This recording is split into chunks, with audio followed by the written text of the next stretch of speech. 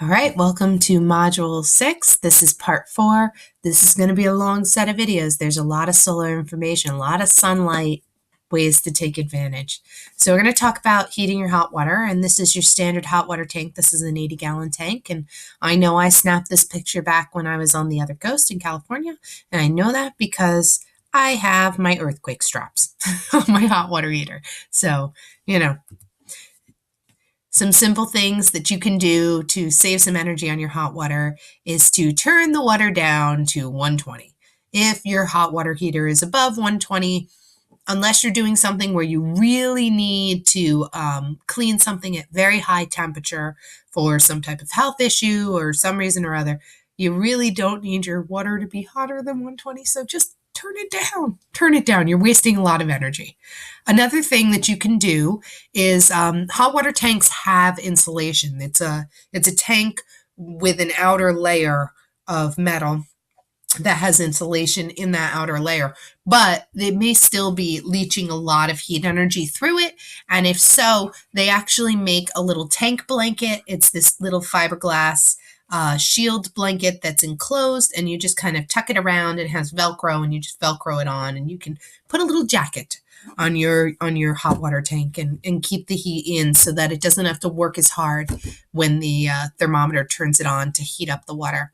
And the other one is to do stuff to just restrict the amount of water that you're utilizing and yet create the type of pressure that you enjoy. A lot of people enjoy a good amount of pressure on the water as it comes out of something like a faucet or out of a shower head. And so doing things like putting in low flow, but allows a good amount of pressure for water.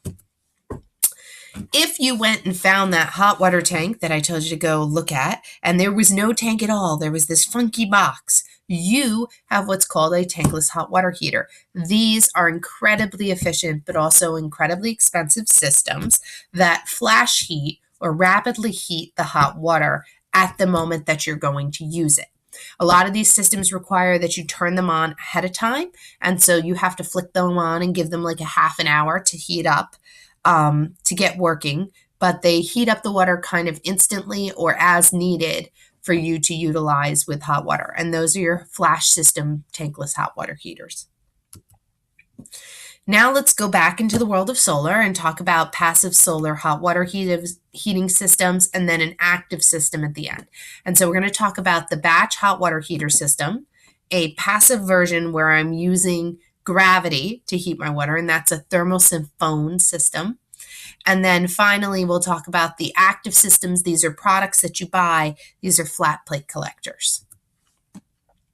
Batch hot water heater systems are the build-it-yourself, reuse an old hot water tank to make a hot water heating system. And they work basically as such, where you go and you get yourself a hot water tank and you build what's called a bread box to put it in. And that bread box has good thermal capacity where it will trap sunlight, convert that sunlight to heat by painting your hot water tank surface black and allowing that to heat up the water.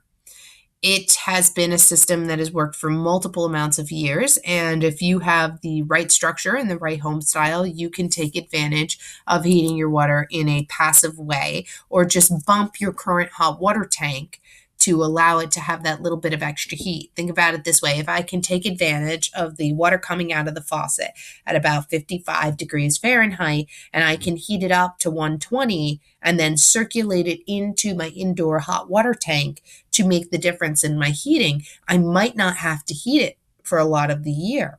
And then in the winter months where I might have to heat it up a little bit, I might only have to heat it up 20 or 30 degrees instead of having to heat up my hot water by 40 or 50 degrees, maybe even 60, 70 degrees to make it more comfortable to utilize.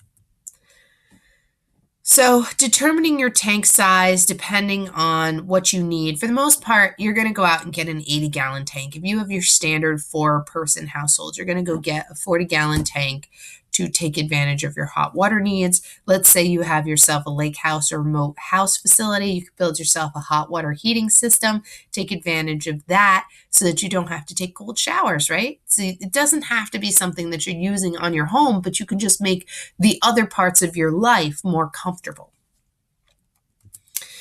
So this is a design, and I'm going to just kind of flick through. This is stuff that you could take time if you're interested in doing it. I've built 3 of these systems now for fun use. One of them's hooked up to my uncle's house because he's an awesome groovy dude and he lets me do these things. But this is basically different design structures. This one I love because I'm taking advantage of my batch system. So I'm taking out my exterior of the home and I'm just drilling through the wall and I'm actually attaching it to my already existing hot water tank in my home. So the way it works is I'm running my cold water line out of the house and I'm attaching that to the tank that I have peeled off the outer layer of and painted black. I'm attaching that to the cold water line on this tank. Then through the hot water line of this tank outside, I am running it in and attaching that to the cold water line on this side of the tank, right? So now what I'm doing is every time I'm pulling water from here and I need to refill, this is pulling water from this tank. And as this tank gets empty, it's pulling water from the actual cold line. So I'm constantly heating it up, maybe up to 100 degrees, and then I'm taking advantage of heating it up only another 20, right? So 55, heating it up 45 degrees, coming in here at 100, set to 120, 20 more degrees, out the line. A lot less energy utilized in this sort of build. Another little structure. These are all concept pieces. Take your time. And then this is me doing a build, right? So this is the one at my uncle's house over here. This is a picture I stole from online. And here is me building because, you know, got to do it. So I went and I made sure that I had a tank that had good water retention. I cut off the exterior aluminum lining of the tank, peeled away all of the insulation. You can see my insulation right there. That was in between the 2 tanks and basically exposed it. Then I built a nice insulated box for it to go into, painted my tank with Rust-Oleum paint on the exterior, and then I just hooked up my lines. Yep, I ran them up into the house and hooked them up, and I'm good to go. Now, this system is located in the local Stamford area, so Stamford, Connecticut, and we use it for part of the year, but once we start to get to temperatures below freezing, we just close down the tank. We actually drain it, because we're not going to try to use any type of fluid system. It's an open system that allows us to take advantage of the heat energy. And so we drain it so that it doesn't crack in the winter, and then we use it in the spring, summer, and fall.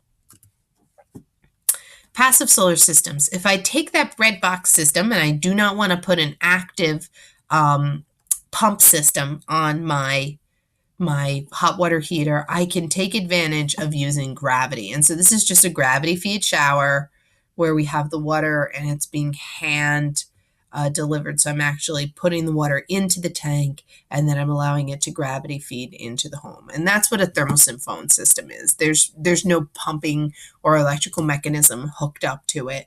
It's based on gravity feed. And so I'm going to introduce you to that term and just show it to you so that you can see it. It's a batch hot water heater system using gravity feed. And so here's the double batch, once again, exterior batch system. And here is that blow up of that picture with the thermosyphon. Here is another version of that. And I like these a lot better. This is the one I have in my yard. And I use it in the summer months. It's really nice. It's really nice. It's kind of fun. And I just bring the hose up, fill up my tank, allow it to heat up, and then I run it, and it's just gravity feed. It gets some pretty good pressure. Sometimes it's a little too warm, and so I end up taking the hose and running it down, and I end up turning on my hose, and I use the cold water at the same time that I'm using the hot water in the tank because it's sometimes very efficient. This beautiful outdoor shower system over here is another thermosyphon where I'm heating it up outdoors and using the gravity feed. And then this one I just thought was funny. Now, this was just genius. This was in one of those ecology online websites, and I was like, why did I not think of this beforehand? But this structure is using black hosing to take advantage of hot water heating within the system. Isn't that just genius? So it's a thermosyphon again, but I'm just taking black hosing. It has a lot more thermal capacity, right? So smart. Which brings me finally to the product of Active Systems flat plate collectors. And I will pick up again with another module video. This is going to be a lot of videos. So take what you need from the lectures, do them at your own pace.